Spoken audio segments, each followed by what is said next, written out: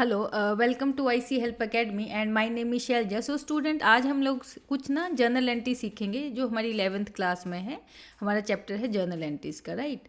तो एक्चुअली जो journal entries, वैसे तो मैंने एक वीडियो पहले से already like one short video बना के रखी है, एक लेक्चर में ही मैंने सारी ही journal entry mostly I have covered.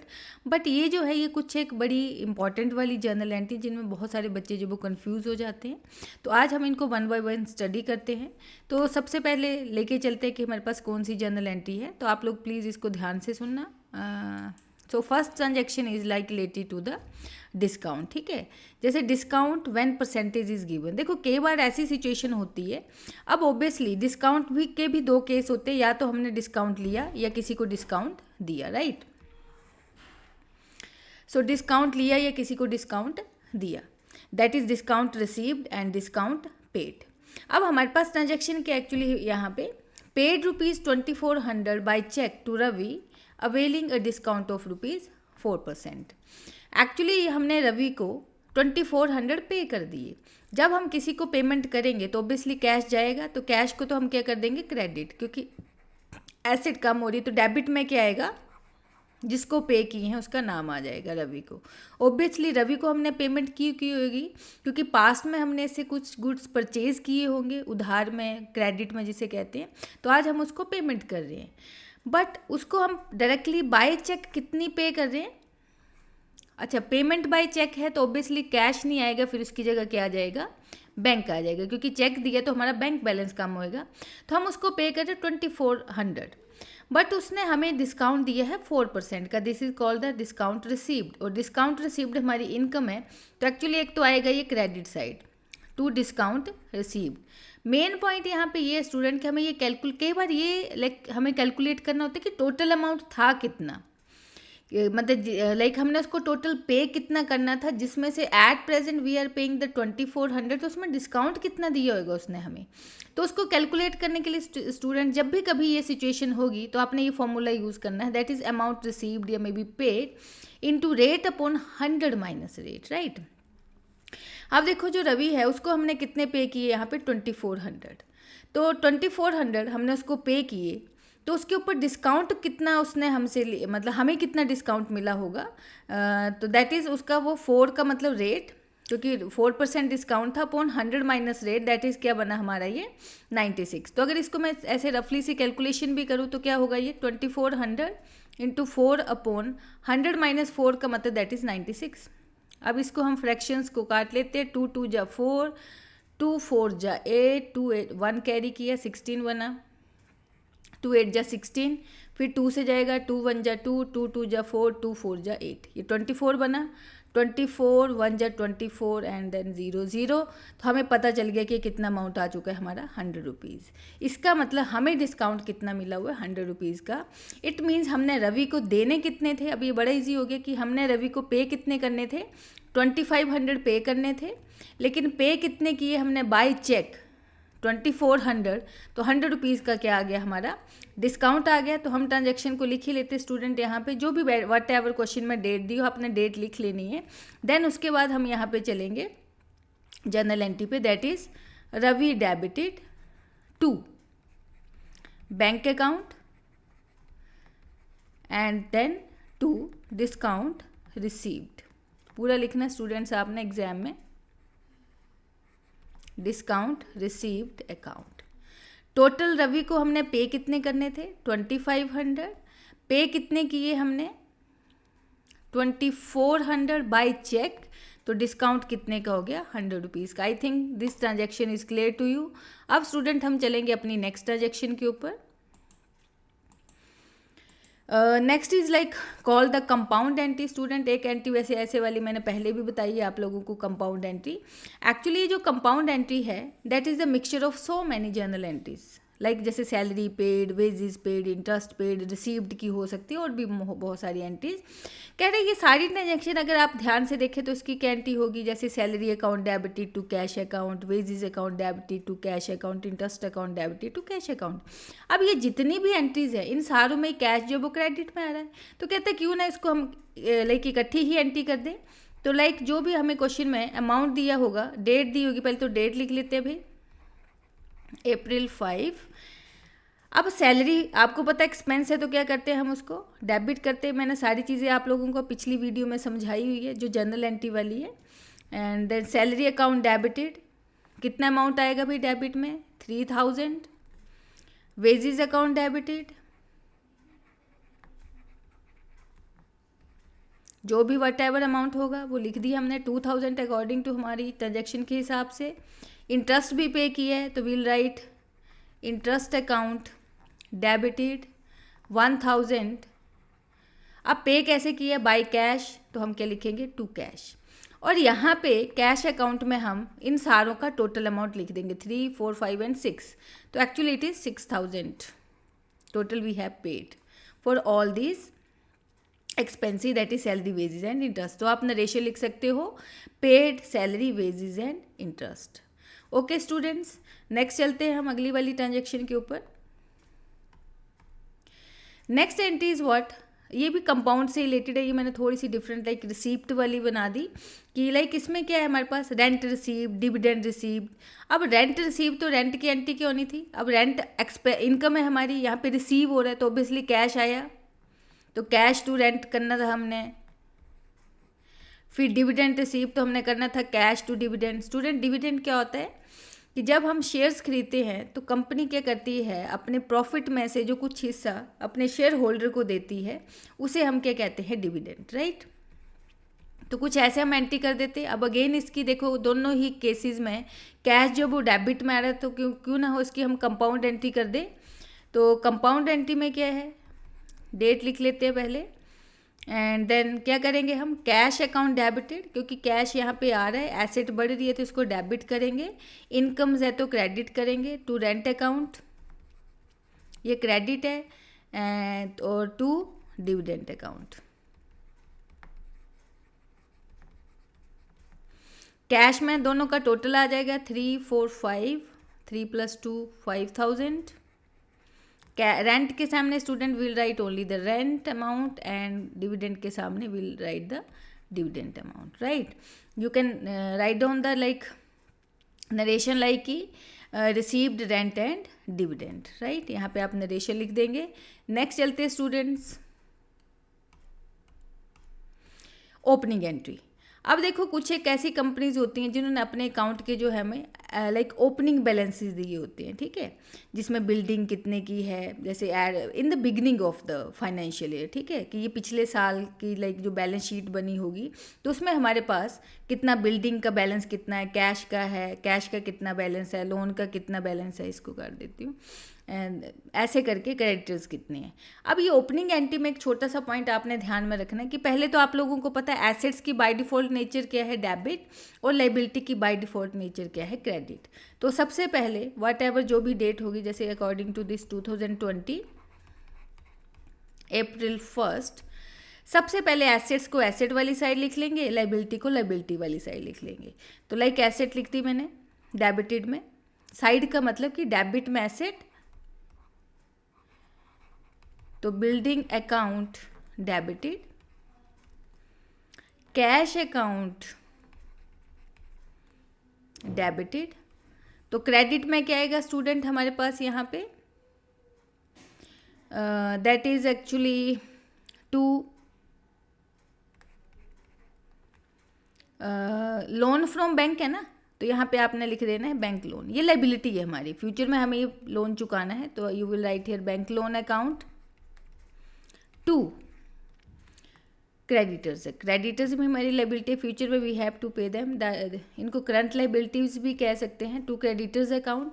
अब देखो बिल्डिंग के सामने डेबिट में बिल्डिंग का अमाउंट लिख देते हैं, that is 30,000 and cash is 10,000, right, and bank loan is of 20,000 and creditors of 10,000। अब मेन पॉइंट ये है, हम पीछे जर्नल एंट्री में भी पढ़ के आए कि debit is always equivalent to credit, जिसे कहते हैं ना कि एक तराजू के दो बैलेंस के दो साइड्स हैं, ये जितना डेबिट होगा उतना ही क्रेडिट होगा। तो डेबिट का जो टोटल अगर आप यहाँ नोटिस करें स्टूडेंट कितना आ रहा है, 30 + 10 40,000 आ गया। ये तो ये पेपर में ऐसे नहीं लिखना है, आपको जस्ट कैलकुलेट करके बता रही हूँ, एंड 20 + 10 ये तो 30,000 आ गया। अब क्वेश्चन ये कि क्रेडिट साइड तो हमारी कम रह रही है। ओपनिंग एंट्री में कहता है जो जिस भी साइड का बैलेंस कम रह जाए, अगर डेबिट ज़्यादा है क्रेडिट साइड कम है तो हम उसको बैलेंस करते हैं किससे? कैपिटल के साथ। किसके साथ बैलेंस करेंगे? कैपिटल के साथ। इसमें जितने का भी बैलेंस है, अब 40,000 में से अब 30,000 माइनस कर लीजिए, तो 40 माइनस 30 10,000। एक्चुअली कैपिटल कितने की आएगी हमारी? 10,000 की। But remember one thing students, कि आपने यहाँ पे साथ में ये जो अमाउंट कैपिटल आया है ये बैलेंस करके आया है ना, तो इसके ब्रैकेट में यू हैव टू राइट यहाँ पे नीचे जैसे भी you can right balancing figure, balancing figure, क्योंकि कैपिटल जो है वो बैलेंस करके आया है 10,000, राइट। ये है हमारी ओपनिंग एंट्री। कई बार ऐसी सिचुएशन होगी कि हमारे पास एसेट का भी दी होंगी, लाइबिलिटी भी दी होंगी, बट लाइबिलिटी में हमें कैपिटल भी गिवन होएगा। स्टूडेंट कहता तो कैसे बैलेंस करें? तो फिर आपने लिखना है टू कैपिटल रिजर्व, तब लिखना है। पर जब कैपिटल भी ऑलरेडी गिवन होगा तो you will write here capital reserve account, right. इस क्वेश्चन में सिर्फ हमें क्या लिखना था? कैपिटल। अब दूसरा केस लेके चलते हैं कि लाइबिलिटी का टोटल ज़्यादा है और एसेट का कम है। वो नेक्स्ट एंट्री में चेक करते हैं स्टूडेंट्स हम। यही कुछ वैसी मिलती जुलती है। Furniture, cash, bills payable, creditors. Date लिख लेंगे हम student 2020 according to, and April 1। क्या कहा था मैंने? एसेट्स लिख लेंगे, लाइबिलिटी लिख लेंगे। एसेट को कहाँ लिखेंगे? डेबिट में। और लाइबिलिटी को कहाँ लिखेंगे? क्रेडिट में। तो एसेट में क्या क्या आ रहा है हमारे पास? एक तो फर्नीचर आ रहा है, फर्नीचर अकाउंट डेबिटेड। फिर कैश आ रहा है भाई, so cash account debited. To bills payable, ये हमारी लाइबिलिटी होती है, bills payable account. And to creditors account, ये भी लाइबिलिटी है तो इसको भी क्रेडिट साइड लिख दिया हमने, क्रेडिटर्स अकाउंट, ठीक है। अब कहता है कि इनका पहले अमाउंट विल मेंशन, डेबिट में furniture 10,000 we have written, cash 10,000 we have written, bills payable is 20,000 that we have written here, एंड creditors 10,000 that we have written here students. अब अगेन वही सेम चीज़ कि हम इसका टोटल करेंगे, तो क्रेडिट का टोटल 20 + 10 इज 30,000 स्टूडेंट्स, और डेबिट का टोटल, एसेट्स का टोटल कितना आ रहा है? 20,000। सेम मैंने कहा कि हमारे पास जितना डेबिट होगा उतना ही क्रेडिट साइड होनी चाहिए, both side must be equal, right. अगर ये इक्वल नहीं है इट मीन्स कि कोई ना कोई गलती कर दी है। तो ये तो हमारी ओपनिंग एंट्री है, तो अब इसको कहते हैं किससे बैलेंस करें? तो जब भी हमारा क्रेडिट साइड का टोटल ज़्यादा है, डेबिट का कम है, तो हम उसको बैलेंस करते हैं student in case of opening entry goodwill के साथ, in case of opening entry goodwill के साथ। सो गुडविल अकाउंट डेबिटेड। अगेन वही सेम चीज़। अब कितना अमाउंट आएगा? तो गुडविल का यहाँ पे 10,000, अगर हमें दोनों साइडें इक्वल करनी है, मतलब डेबिट भी हमारा 30,000 हो गया और क्रेडिट का टोटल भी हमारा 30,000 हो गया। अगेन रिमेंबर वन थिंग, यहाँ पे you will right balancing figure, मैंने शॉर्टकट लिख दिया वैल फिगर, ऐसे करके ये पक्का लिखना है आपने, राइट। अब हम चलेंगे स्टूडेंट नेक्स्ट ट्रांजेक्शन पे। तो that was all about opening entry. अब छोटी छोटी जो कैलकुलेशंस है, अगेन जो स्टूडेंट कई बार हमारे कंफ्यूज हो जाते हैं, bad debts when total amount is not given and percentage recovered amount is given. देखो मोस्टली मैंने पीछे जब आपको पिछली वीडियो में जो जनरल एंटी बैड डेट्स की करवाई है उसमें हमें पता था कि जो हमारा कस्टमर था हमें उससे कितने पैसे आने थे, टोटल अमाउंट हमें पता था। लेकिन आज हमें टोटल अमाउंट नहीं पता एक्चुअली, यह कह सकते हैं कि बैड डेट्स नहीं पता। जैसे कि एक ट्रांजेक्शन को पढ़ते हैं, रिकवर ₹5600 फ्रॉम नेहा, नेहा से हमें 56,000 हमें मिले, कब? जब वो इंसॉल्वेंट हो गई, being 80% of the amount due. अब मुझे ये नहीं पता कि टोटल अमाउंट था कितना, पर कह रहे उसका मान के चलो कि जितना भी टोटल अमाउंट था उसका हमें 80% मिल चुका है, और उस अमाउंट का 80% जो है वो कितना है? 56,000, right. So the bad debts will be 20%। Obviously अगर 80% इफ वी हैव रिकवर्ड, तो remaining is left what? 20% of the amount which is not recovered, right, which is, तो हमें उसको कैलकुलेट करना है। तो तो हमें वो बैड डेट्स का अमाउंट ही नहीं पता, और बैड डेट्स का अमाउंट नहीं पता और ना ही हमें टोटल अमाउंट पता है, तो इसको कैलकुलेट करना बड़ा आसान है स्टूडेंट। उसके लिए ये वाला फॉर्मूला यूज होगा, amount recovered, how much we have recovered 56,000 into, उसका फॉर्मूला क्या है, percentage of non recovery, how much we have not recovered, that is 20%. तो we'll write here 20%, that is 20 upon 100 minus percentage of known recovery, that is 100 minus 20, जो हमें अभी तक recover नहीं हुआ है। तो लाइक वो वाली परसेंटेज लिखनी, 80 मत लिख देना बस यहाँ पे। तो लाइक 56,000 इंटू 20 अपॉन, इसको देख लेना आप, 100 माइनस 20 कितना आ जाएगा, 80 आ जाएगा। तो आप इसको कैलकुलेट कर भी सकते हो, 2 4 जा 8, 4 1 जा 4 एंड 4 4 जा 16, दैट इज़ 14,000 हमारे पास बैड डेट का अमाउंट आ गया।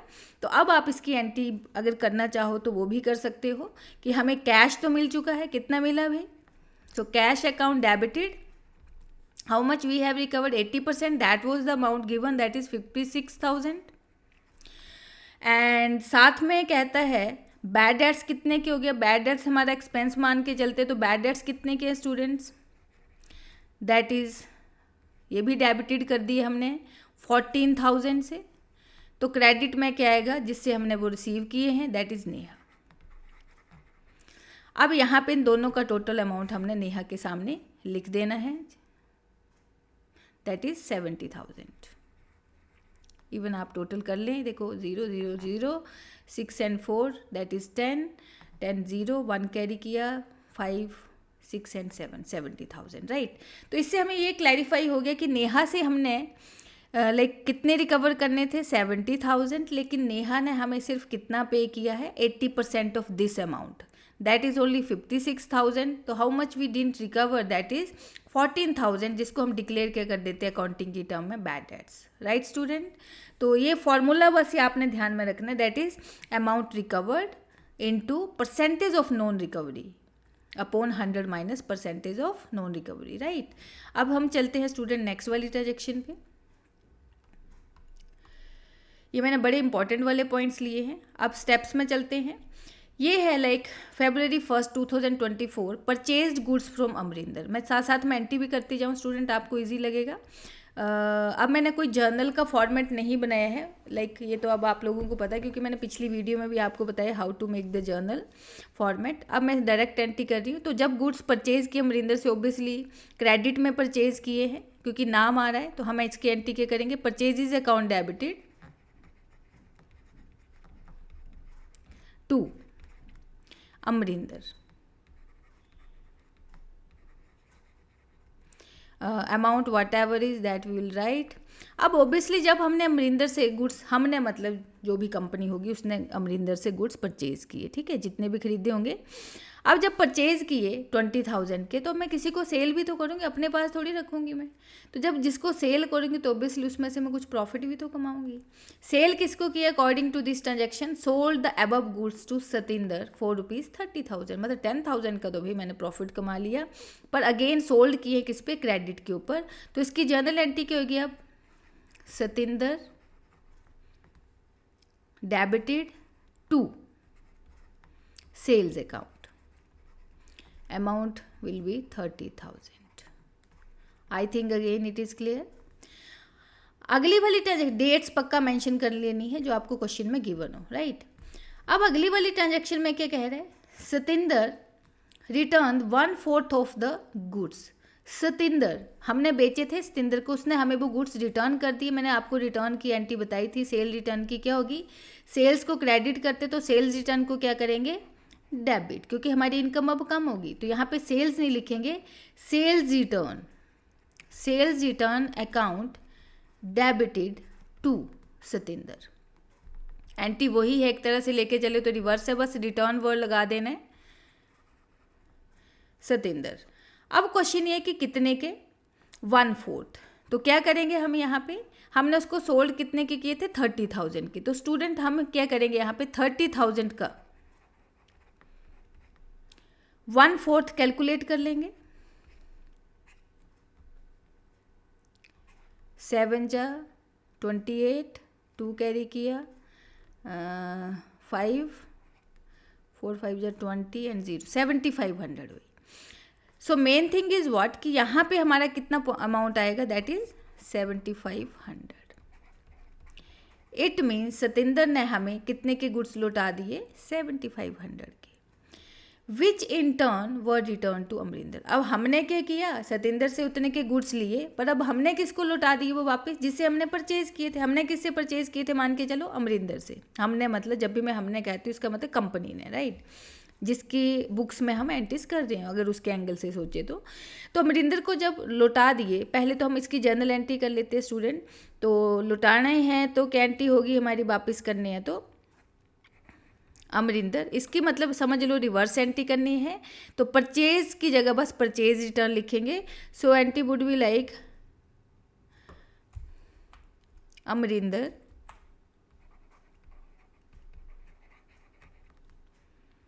डेबिटेड टू परचेज, बस रिटर्न वर्ड लगा देना आपने, परचेज रिटर्न अकाउंट। अब स्टूडेंट ये वाला बड़ा कंफ्यूजिंग सा पॉइंट है, जिसमें स्टूडेंट्स के बार अगेन वही सेम चीज़ है कि कंफ्यूज हो जाते हैं कि एक्चुअली मुझे जब सतिंदर ने वो मैंने रिटर्न किए, सॉरी, उसने जब मुझे गुड्स रिटर्न किए 1/4 किए, तो वो कितना अमाउंट आ गया, 7500। लेकिन अमरिंदर को जब मैं रिटर्न करूँगी वो तो कॉस्ट प्राइस पे करूँगी, सेल प्राइस पे थोड़ी करूँगी। कॉस्ट प्राइस वो इज़ 20,000, राइट। तो अब मैंने उससे कितने की गुड्स रिटर्न किए होंगे, वही हमें यहाँ पे कैलकुलेट करना है। तो इसके लिए एक छोटा सा फॉर्मूला ध्यान में रखना है, जिसे आप लोग जैसे आपने पढ़ा यूनिटरी मेथड कहते थे आप, या proportion method, right. That is कि अगर सेल प्राइस हमारा हमने कितने में बेचे थे 30,000, तो उस टाइम पे उसकी कॉस्ट कितनी थी, 20। अब जब अगर रिटर्न की बात करें तो उस टाइम पे अगर मुझे रिटर्न हुए वो सेल्स प्राइस के ऊपर 7500 के, तो कॉस्ट कितनी होगी, 20,000 upon 30,000, that is cost upon sale price into जितना रिटर्न गुड्स का प्राइस है वो। तो अगर आप इसको कैलकुलेट करें स्टूडेंट, 4 0 आपस में कट जाएंगी, एंड कैलकुलेट कर लेना, मतलब कैलकुलेशन के बाद हमारे पास टोटल कितना अमाउंट आएगा, ये 5000 आएगा, राइट। इसका मतलब ये वाली जो ट्रांजैक्शन है इसमें हम कितना अमाउंट लिखेंगे डेबिट और क्रेडिट में, so it would be like 5000, right. ऐसे स्टूडेंट ये जो मैंने एक्चुअली वीडियो बनाई है इसमें कुछ एक इम्पॉर्टेंट पॉइंट ही मैंने यहाँ पे उठाए हैं, तो आपने इनको प्लीज़ थोड़ा सा ध्यान से सुनना है। और ये छोटे छोटे पॉइंट्स है, इवन कि आप चाहो तो अपनी नोटबुक्स में भी इनको नोट कर सकते हो, ठीक है। Till then thank you very much. अब हम मिलते हैं हम अगली वीडियो में।